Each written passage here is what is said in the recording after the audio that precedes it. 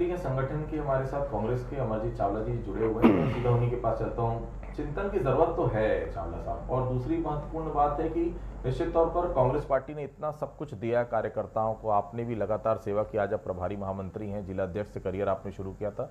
कर्ज उतारने की बारी तो है, क्योंकि कांग्रेस अपनी तमाम अगर इतने सालों का रिकॉर्ड देखें सबसे बुरे दौर से गुजर रही है, लेकिन ठीक है, विफलताएं आती हैं, उसी से सफलता आती है। किस तरह से देख रहे हैं इस पूरे चिंतन शिविर को आप?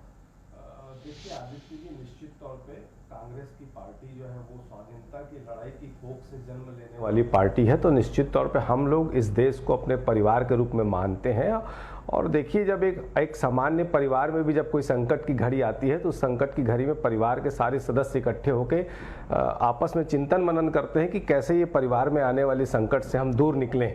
तो चूंकि कांग्रेस स्वाधीनता की लड़ाई से निकल कर आने वाली पार्टी है, हम देश को अपना परिवार समझते हैं। तो आज जो परिस्थितियां देश में निर्मित हो रही हैं, बेरोजगारी जो बढ़ गई है, आदिवासी और दलितों के साथ जो अत्याचार हो रहे हैं, 15 लाख रुपए देना तो बहुत दूर की बात थी, जो बचत का पैसा है वो भी लुट गया।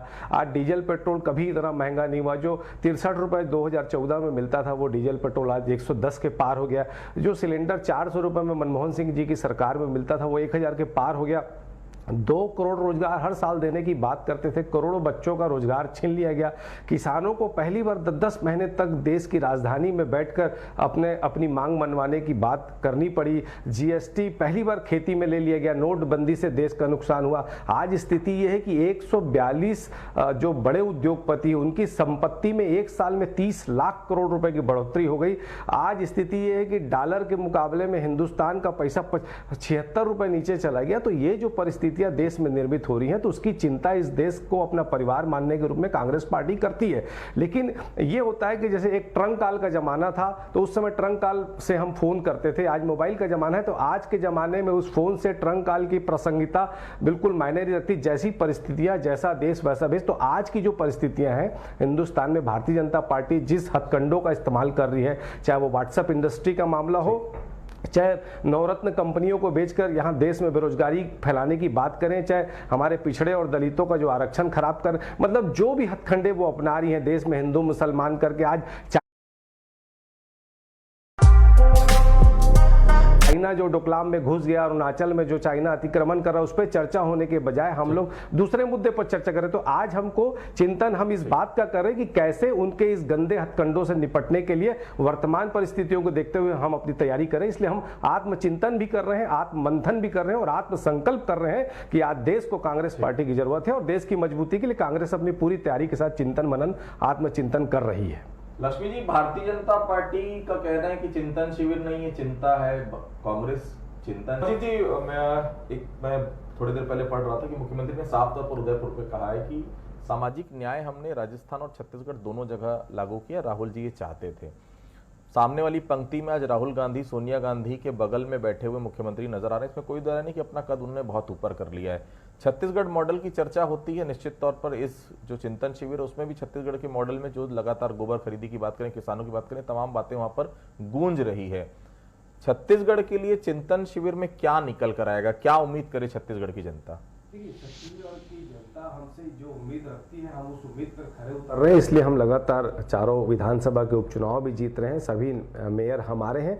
तो हमने तो देखिए, सबसे बड़ी चीज होती है आपकी नीयत साफ है कि नहीं। अगर आपकी नीयत साफ होती है, जब आप बेईमानी नहीं करते हैं, तो निश्चित तौर पर आप किसानों का कर्जा भी माफ करते हैं, किसानों के खाते में 84,000 करोड़ रुपए भी डालते हैं, रिकॉर्ड तोड़ धान की भी खरीदी करते हैं, आप गोबर से रोजगार भी देते हैं, आप आदिवासियों के 52 जो वनोपज है उसको भी खरीदते हैं, आप आत्मानंद स्कूल के माध्यम से अच्छी शिक्षा भी देते हैं, आप जेनरिक दवाई के माध्यम से अच्छे स्वास्थ्य के लिए दवाई की, सस्ती दवाई की व्यवस्था भी करते हैं। बात होती है नियत की। लेकिन जब आपकी नियत खराब होती है तो आप ईडी का इस्तेमाल करते हैं, आप सीबीआई का इस्तेमाल करते हैं, आप 200 पत्रकारों के ऊपर जुर्म दर्ज करने का काम करते हैं, जो आपके खिलाफ बोलता है आप उसको जेल भेजने का काम करते हैं। आप दुरुपयोग करते हैं, हम उपयोग करते हैं। हमारी नियत साफ है, राहुल जी का सोचना भी साफ है, हमारे मुख्यमंत्री जी का सोचना भी साफ है। इसीलिए भूपेश है तो तो भरोसा है कहते हैं, वैसे ही नहीं कहते। ये विश्वास जीतने के लिए आपको राम के नाम का दुरुपयोग करने की जरूरत नहीं पड़ती। 15 साल में आपने कौशल्या माता का मंदिर नहीं बनाया राम के नलिहाल में, हमने बनाया ना, पर हमने उसका राजनीति के लिए उपयोग नहीं किया। अगर हमने छत्तीसगढ़ की संस्कृति को हमने अगर आज पूरे देश में जो छत्तीसगढ़िया सबसे बढ़िया कहावत थी ना, वो कहावत को चरितार्थ करने का काम किसी ने किया तो हमने किया। हमने नान घोटाले की तरह छत्तीसगढ़ करोड़ घोटाला नहीं किया, हमने जो पनामा घोटाला नहीं किया। देखिए ये विचलन है बहन जी, विचलन है ये। देखिए मैंने आपके बीच में नहीं कहा, आप मेरी बहन है, नारी सर्वत्र पूज्यते हैं। आप देखिए नहीं ये, अरे आप मेरी बहन है, आपको बोलने का भी अधिकार नहीं है, क्योंकि मेरा ये मानना है क्योंकि आपकी पार्टी में तो दादागिरी होती है। 1000 का सिलेंडर जब आप भी खरीदते होंगे ना, तो एक सिलेंडर खरीदने के बाद आपकी आत्मा भी जलती होगी, लेकिन क्या होता है कि आपके लिए देश पहले नहीं।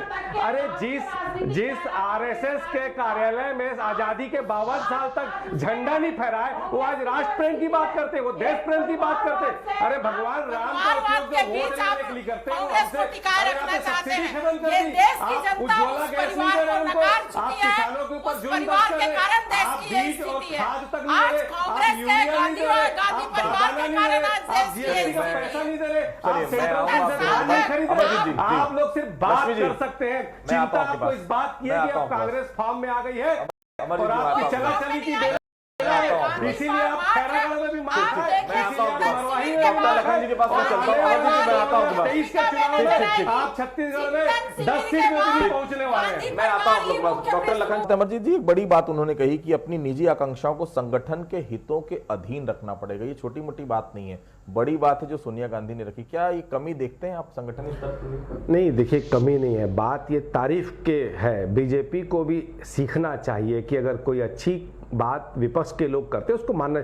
हमारे में इतना मादा तो है, हमारे नेताओं में इतना मादा तो है कि अगर हमने कोई गलतियां की हैं तो उस गलतियों से हम सबक सीखना चाहते हैं, हम अपनी गलतियों को सुधारना चाहते हैं, क्योंकि हमारे लिए देश प्रेम सबसे प्रमुख है। हमारी चिंता इस बात की नहीं कि हम कैसे मजबूत होंगे, हमारी चिंता आज इस बात की है कि देश कैसा मजबूत होगा। पिछले 7 सालों में जो परिस्थितियां निर्मित हुई है, विदेशों में जो हमारी बदनामी हुई है, विदेशी लोगों का जो अतिक्रमण बढ़ा है, हमारी देश की सीमाओं में जो उनका पुलवामा जैसी कई ऐसी घटनाएं हुई जिससे हमारे देश का सर नीचा करने का काम किया है। पिछले आज देखिए 17 ट्रेनें छत्तीसगढ़ में रद्द कर दी गई। आज कोरोना काल में मजदूरों को कैसे भटकना पड़ा, कैसे उनकी मौत हुई। मैंने अपनी आंख से देखा है कि कैसे एक मां जा रही है, उस तन से दूध पिला रही है, बच्चा भी बिलख रहा है, मां भी रो रही है, पैरों में छाले पड़ गए। क्या किया सरकार ने?